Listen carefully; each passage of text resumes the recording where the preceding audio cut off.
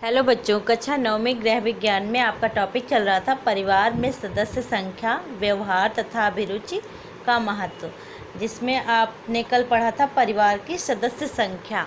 उसी में आपका था परिवार कितने प्रकार के होते हैं। तो परिवार दो प्रकार के होते हैं, एक तो संयुक्त परिवार, दूसरा एकाकी परिवार। तो आइए सबसे पहले हम बात करते हैं संयुक्त परिवार की।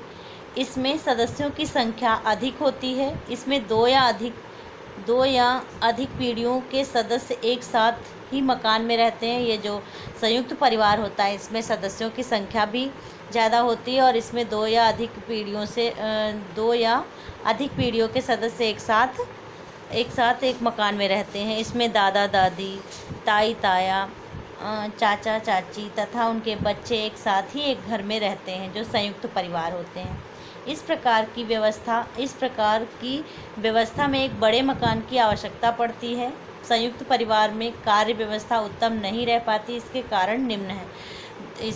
इस तरह के परिवार के लिए बड़े मकान की आवश्यकता होती है और इस तरह के परिवार में जो है वो वहाँ कार्य व्यवस्था उस परिवार की अच्छी नहीं रह पाती है। इसके बहुत से कारण हैं, देखते हैं। कार्यों की संख्या तथा मात्रा अधिक होने के कारण। दूसरा है घर की सफाई, देखभाल तथा रसोई के कार्य भी अधिक होते हैं। तीसरा है बच्चे अधिक होने के कारण उनका पालन पोषण, देखभाल व शिक्षा आदि के कार्य भी अधिक होते रहते हैं।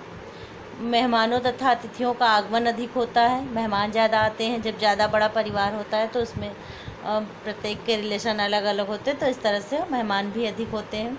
परिवार के कुछ गैर जिम्मेदार सदस्य और उसमें कुछ गैर जिम्मेदार सदस्य होते हैं जो अपना कार्य समय पर नहीं करते या अपनी जिम्मेदारी नहीं समझते। सास बहू ननद भाभी के झगड़े भी होते हैं। पुरानी व नई पीढ़ी के विचारों व दृष्टिकोण में मतभेद।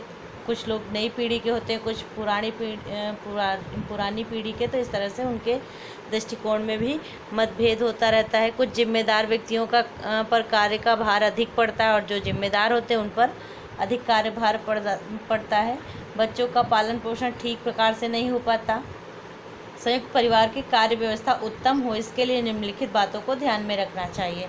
संयुक्त परिवार की जो कार्य व्यवस्था है वो उत्तम हो सके, इसके लिए बहुत सी बातें हैं जिनको ध्यान रखना चाहिए। पहला है परिवार के सभी सदस्यों को सूझबूझ, जिम्मेदारी तथा ईमानदारी से अपना कार्य करना चाहिए। जितने भी व्यक्ति हैं घर में उनको सूझबूझ व जिम्मेदारी व ईमानदारी से कार्य करना चाहिए। दूसरा है सदस्यों को अपना दायित्व समझना चाहिए तथा उनको पूरा करना चाहिए।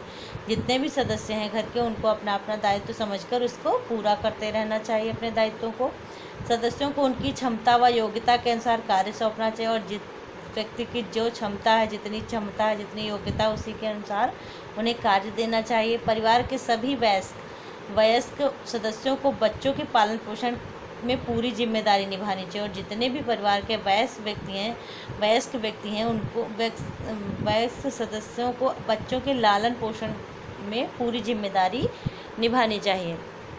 परिवार के सभी सदस्यों में कार्यात्मक सहयोग होना चाहिए और परिवार में जितने भी सदस्य हैं उनमें कार्यात्मक सहयोग की भावना होनी चाहिए। दूसरा है एकाकी परिवार। एकाकी परिवार में पति पत्नी तथा उनके अविवाहित बच्चे सम्मिलित होते हैं। जो एकाकी परिवार होता है हमारा, इसमें अविवाहित बच्चे होते हैं और पति पत्नी, मतलब एक पति पत्नी और उनके अविवाहित बच्चे सम्मिलित होते हैं। इनमें सदस्य संख्या भी कम ही होती है। इनमें सदस्यों की संख्या भी कम होती है। 2 या 3 बच्चों की संख्या वाले परिवार को संख्या की दृष्टि से आदर्श परिवार माना जाता है और आदर्श परिवार की श्रेणी में 2 या 3 जिनमें 2 या 3 बच्चों की संख्या वाले परिवार को संख्या की दृष्टि से आदर्श परिवार, जिनके 2-3 बच्चे होते हैं उन्हीं के परिवार को आदर्श परिवार माना जाता है। मतलब जिनके 2 या 3 बच्चों की संख्या वाले परिवार को आदर्श परिवार माना जाता है। एक आदर्श परिवार बनाने से अग्रांकित लाभ भी मिलते हैं।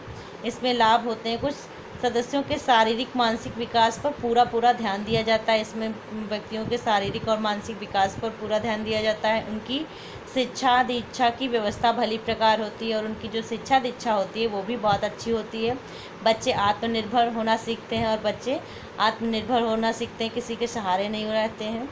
सदस्यों में प्रेम व सहयोग की भावना होती है और लोगों में, सदस्यों में प्रेम और सहयोग की भावना होती है।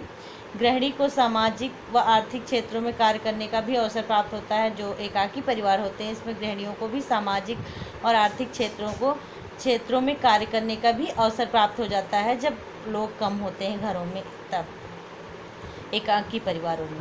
घर का वातावरण सुखद व शांतपूर्ण होता है, शांतमय होता है। जो घर का वातावरण होता है वो सुखद और शांत होता है। नेक्स्ट है आपका व्यवहार। आपकी जो अगली हेडिंग है वो है व्यवहार।